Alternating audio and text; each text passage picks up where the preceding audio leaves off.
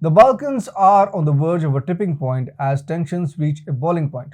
Dodik's secession calls have sparked fear in the West and their aspirations for supremacy. It's a situation to watch as the unfolding events promise to be anything but mundane. Hello and welcome to TFI Global, the foreign affairs and geopolitical analysis arm of the TFI Media Group. I'm your host, Piyush. Away from the battleground of Ukraine, there is one more war brewing in Europe. It's a war of control, a war of supremacy, and it is being played out in the Balkans. Our beloved West, with its territorial ambitions, believes that the Balkans should be under its dominion. Sadly, there are no historic or geographical factors that seem to support this claim. For years, the Balkans have been dominated by Orthodox Christians, firmly establishing their presence in the region. Orthodox Christianity has held sway in the Balkans for centuries. However, a significant event occurred in 2008 when NATO successfully carved out Kosovo, a Muslim nation, from Serbia. Since then, not a single Serb has been a fan of NATO and the West. They have questioned their activities and raised alarms. But this time, NATO has an even grander plan, a plan to encircle Serbia entirely and lay siege to this beautiful nation once again.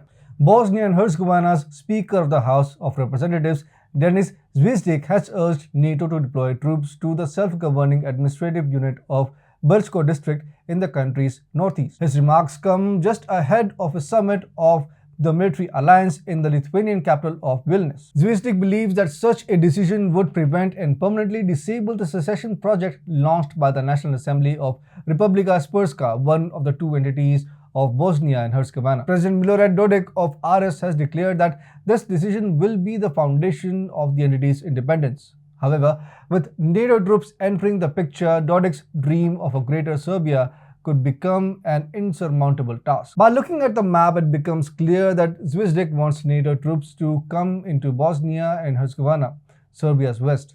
But why? The answer is very simple: a plan to encircle Serbs before anything big takes place. Moreover, NATO troops are already stationed in Kosovo, and Romania is an active NATO member with troops stationed there as well. So if you take a look at Serbia carefully, it is already encircled from three sides and no one is talking about it. So undoubtedly, there is something big taking place in the Balkans for sure. But why? What's the future? Well, the future holds uncertainty, but history leaves us some clues. In all likelihood, this region could be engulfed in a deadly conflict, with Serbia trapped with no way out. Serbian Orthodox Christianity, deeply rooted in the nation, would likely become a target of this full-blown war. The population would suffer immensely and the majority of the nation could end up being comprised of different races. Ukraine is a prime example where the Orthodox state is in tatters. The same fate could befall the Balkans. As a result of the Russian invasion, at least 494 religious buildings in Ukraine have been destroyed, damaged, or looted. NATO is slowly and steadily positioning its pawns to unleash havoc on the nation.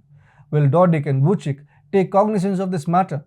They must, or the sand may slip away sooner than they anticipated. The encircling of Serbia by NATO forces is not just a terrible omen.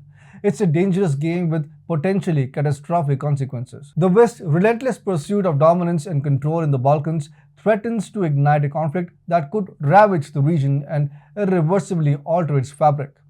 It is time for vigilance, diplomacy, and careful consideration of the consequences before it's too late.